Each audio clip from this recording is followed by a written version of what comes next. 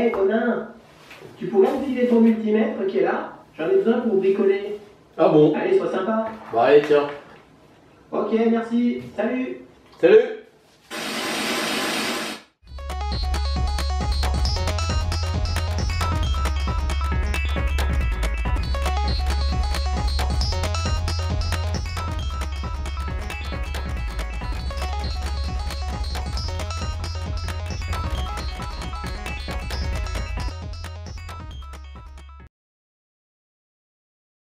Salut à vous amis de la Tronic Aventure. Alors cette vidéo fait suite à la précédente qui traitait de l'alarme de température. J'ai fait quelques modifications pour obtenir un système de refroidissement automatique. Alors grâce à Philippe de Merliac qui m'aide beaucoup, je voudrais en profiter pour faire une rectification. J'avais dit dans une de mes précédentes vidéos que le LM324 était un comparateur de tension, mais c'est faux. En fait c'est bien un AOP classique, mais moi je m'en sers simplement en mode comparateur de tension. Alors je vous décris le système. En fait, pour que ça marche, moi je suis dans une pièce qui a une température ambiante inférieure à 24 degrés. Je viens mettre une petite lampe qui vient réchauffer toute la breadboard avec notamment le LM35, de façon à le faire franchir une température supérieure à 24 degrés. Et du coup, quand sa température dépasse 24 degrés grâce à la chaleur émise par cette lampe, le dispositif bascule, le ventilateur s'active, et comme la température de l'air de la pièce, l'air ambiant est inférieur à 24 degrés, ça permet de refroidir le dispositif, et notamment le LM35. Et quand le LM35 repasse en dessous de 24 degrés, le système bascule, le ventilateur s'arrête et le LM35 peut se remettre à chauffer grâce à la lampe. Et ainsi de suite.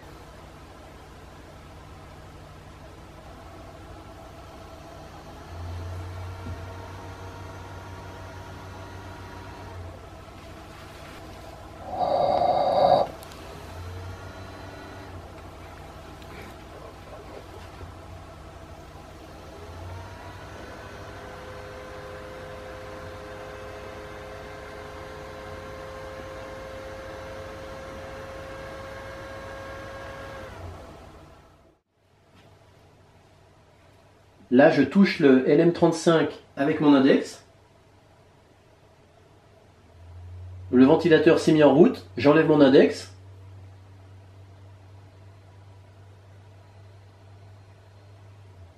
Le ventilateur s'est arrêté. Maintenant, je vais souffler de l'air chaud sur le LM35.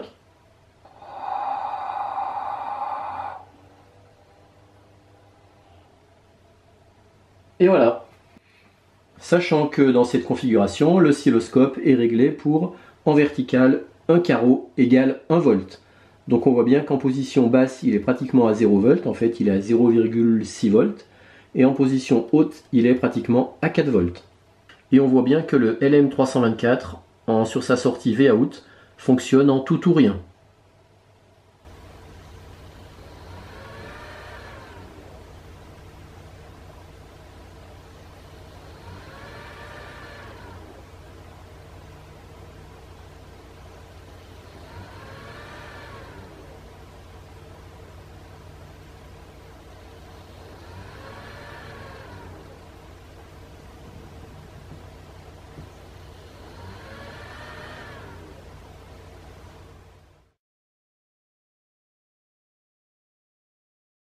Alors on retrouve la lime stabilisée, sachant que la lime stabilisée, pour ceux qui n'en ont pas, on pourrait la remplacer par un pont diviseur de tension réglable avec un potentiomètre, de façon à obtenir des tensions très faibles, autour de 0,2-0,1 volts.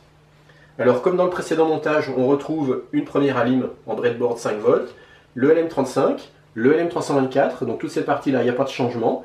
Les changements, je les ai apportés sur cette partie ici. J'ai utilisé une deuxième lime breadboard 5 volts pour avoir une meilleure stabilité du LM324, parce que sinon quand le ventilateur tournait, ça me faisait des signaux parasites en sortie du LM324. Et donc voici la partie que j'ai modifiée.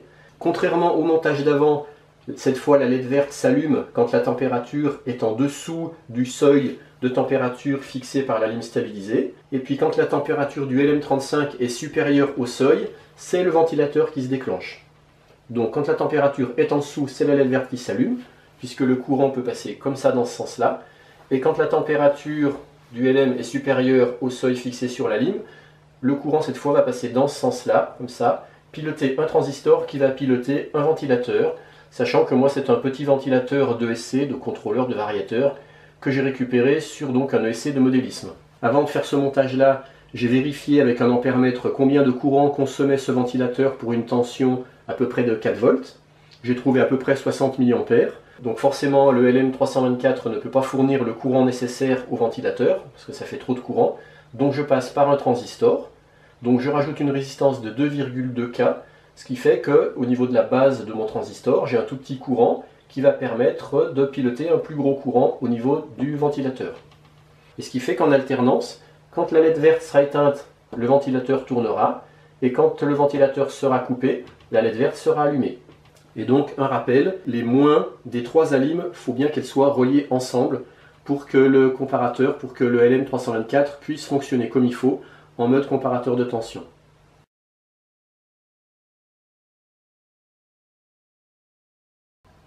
Et là, pour faire ce montage, j'ai pris une petite ampoule en 12 volts que j'alimente en 8 volts avec un AQ3S où je viens simplement me brancher entre le premier et le deuxième élément de l'AQ, ce qui me fait une tension en sortie à peu près de 8 volts. Et puis bien sûr j'ai rajouté un TIP 122 avec une résistance pour alimenter l'ampoule. Et là on voit que le circuit oscille entre lumière qui chauffe et ventilateur qui refroidit.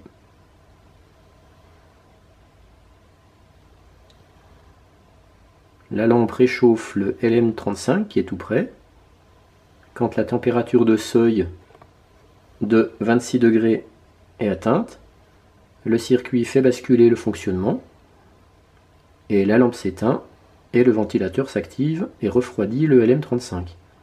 Et quand la température du LM35 repasse en dessous de 27 degrés, c'est-à-dire supérieure ou égale à 26 degrés, eh bien le système rebascule dans l'autre sens, le ventilateur s'arrête et la lampe se rallume.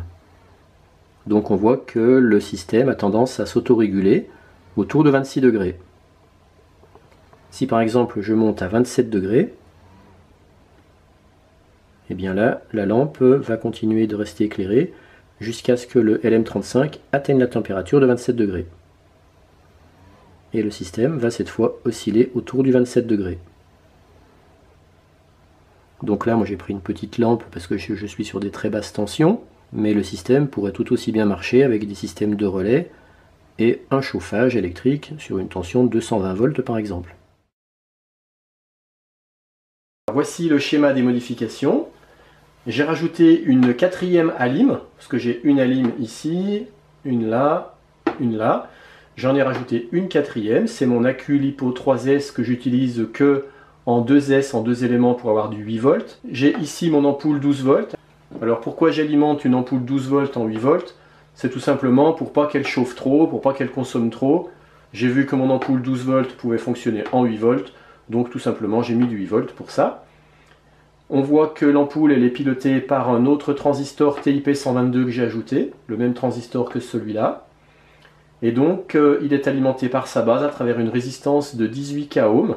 Et le branchement est fait entre le ventilateur et le collecteur du TIP 122. De façon à ce que tantôt le ventilateur vient souffler sur le LM35 et tantôt l'ampoule vient réchauffer le LM35, vu que dans le circuit vous avez pu remarquer que le LM35 était calé entre le ventilateur et l'ampoule, donc physiquement il est par ici. J'ai gardé la LED verte qui sert à rien et qui s'allume en même temps que l'ampoule 12 volts. Alors l'explication du fonctionnement, eh ben, quand en sortie du LM324 j'ai 0,6 volts, donc pratiquement 0 volts, et bien à ce moment-là la LED verte peut s'allumer, puisque ici je suis relié par le plus 5 volts, donc j'ai un courant qui peut circuler à travers la résistance et à travers la LED verte, donc la LED verte s'allume, et en même temps, toujours en ayant 0,6 volts, eh bien mon transistor ici ne peut pas être passant puisqu'il doit avoir une tension entre base et émetteur à peu près de 0,7 volts, et comme j'ai pas assez de tension entre la base et l'émetteur, eh bien ce transistor TIP 122 n'est pas passant, donc le courant ne peut pas le traverser ici. Vu que le courant ne peut pas passer, c'est comme si j'avais un circuit ouvert, et bien ici je me retrouve quasiment avec du 5 volts, puisque j'ai le 5 volts ici, le ventilateur, et du coup vu que j'ai une tension assez importante ici, eh bien j'ai un courant qui peut traverser ce TIP 122 là, à travers cette résistance, rentrer dans la base du transistor, comme j'ai un courant qui passe dans la base de ce transistor-là, eh bien entre collecteur et émetteur, il devient passant, et en devenant passant, il permet à du courant de traverser cette ampoule 12 volts qui est alimentée par la lime 8 volts. Et inversement, quand j'ai 3,5 volts ici, dans son état haut, eh bien la LED verte ne peut plus être allumée, parce que j'ai 5 volts ici, 3,5 là, j'ai pas assez de tension pour alimenter la LED, donc la LED est éteinte. Et dans le même temps, comme j'ai 3,5 ici, cette fois j'ai assez de tension pour rendre ce transistor passant au niveau de sa base. Donc j'ai un petit courant qui va rentrer dans la base de ce transistor à travers cette résistance. Un courant traversant le transistor entre base et émetteur, le transistor va devenir passant entre son collecteur et son émetteur. Et en devenant passant, il va permettre d'alimenter le ventilateur qui va se mettre à tourner. Et du coup, comme le transistor là devient passant, eh bien la tension qui est là n'est plus assez suffisante pour permettre à ce transistor entre base et émetteur de devenir passant, entre sa base et son émetteur. Puisque le transistor là devenant passant, la tension entre là et là va baisser, et j'aurai plus assez de tension pour que mon transistor là devienne passant. Alors forcément, au niveau des branchements, en sortie de ce transistor là, eh bien, il est par un côté relié au moins de cet alim, et il faut également qu'il revienne au moins de cet alim. Alors maintenant, je vais brancher une de mes sondes de l'oscilloscope en sortie de cette broche du LM35, celle qui délivre une tension en fonction de la température. Et puis l'autre sonde de l'oscilloscope, je vais la brancher sur le moins du circuit, donc ici. Donc je vais faire un branchement comme ça, et on va regarder ce que ça donne au niveau de l'oscilloscope en fonction des températures sur le LM35. Et on va voir qu'en fait, on va avoir une oscillation toujours autour de ce point à peu près de température fixée par la lime stabilisée. Alors là, j'ai fait un très gros zoom sur le cadran de l'oscilloscope. Un carreau correspond à 0,1 volt, ou à peu près à 10 degrés. Donc tant que la température du LM35 sera en dessous de 27 degrés, la lampe va chauffer et va faire monter la tension petit à petit, parce que je rappelle que je suis branché sur la sortie du LM35. Et puis quand la température va atteindre le seuil fixé par la lime stabilisée, qui correspond à peu près à 27-28 degrés, c'est-à-dire à peu près 0,27 ou 0,28 volts, la lampe va se couper, le ventilateur va s'allumer et vouloir faire redescendre la température du LM35. Et en fait, après, le système va osciller autour de la valeur de seuil. Je mets sous tension les breadboards et on voit qu'on est déjà sur une température pratiquement de 26 degrés. On voit que la courbe monte tout doucement. Pendant ce temps, ma lampe est allumée. Ça continue de monter.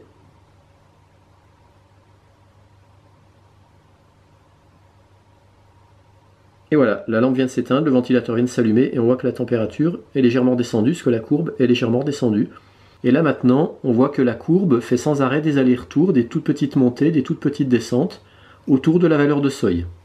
On voit que la température s'est bien stabilisée autour de la valeur de seuil que j'ai fixée avec mon alim stabilisé. Alors maintenant, je vais apporter une toute petite modification au circuit que je vais vous expliquer après. Je vais rajouter ce qu'on appelle un petit effet de hystérésis, de façon à éviter qu'il y ait sans arrêt ces allers-retours au niveau de la bascule du circuit. Et vous allez voir ce qui se passe au niveau de la courbe. Voilà. Je viens de rajouter une résistance. Et là on voit que le ventilateur va tourner plus longtemps.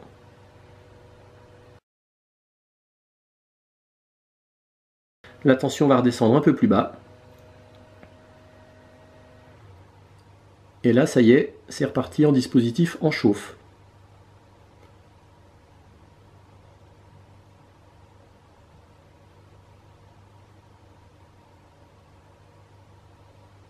Et voilà, ça repart à la descente.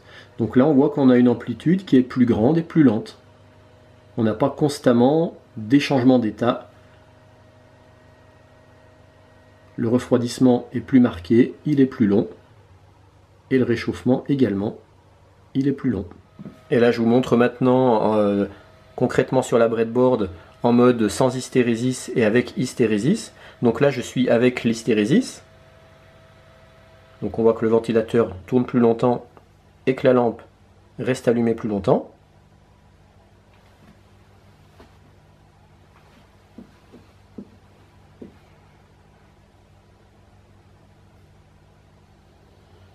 Voilà, on voit que le cadencement est plus lent et plus marqué. Et maintenant, si j'enlève la résistance qui me sert d'hystérésis, vous allez tout de suite voir la différence. Voilà, je l'ai enlevé. Donc là, il faut le temps que ça remonte en tension et en température. Mais dès qu'on va arriver à la température de seuil, eh bien ça va osciller autour de cette fameuse température de seuil. Et voilà.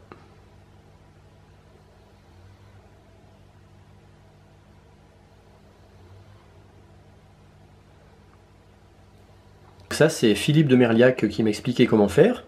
Donc il m'a dit qu'il faut rajouter tout simplement une résistance entre la sortie du LM324 et l'entrée non inverseuse du LM324, une résistance de 1 mégaohm, et puis il m'a conseillé aussi de rajouter une résistance entre la sortie du LM35 et l'entrée non inverseuse de ce même LM324, une résistance de 10 kΩ. Et tout ça, ça suffit à créer un petit effet de hystérésis. Et je vous ai modifié le circuit pour vous montrer concrètement où c'est qu'elles vont. Donc ma résistance de 1 méga entre la sortie du LM324 et l'entrée non inverseuse, et la résistance de 10K entre la sortie du LM35 et l'entrée du LM324. Alors cette vidéo fait suite à la précédente qui traitait de l'alarme d'entente. Donc j'ai légèrement modifié le circuit pour cette fois avoir un système d'éclairage, je dis n'importe quoi.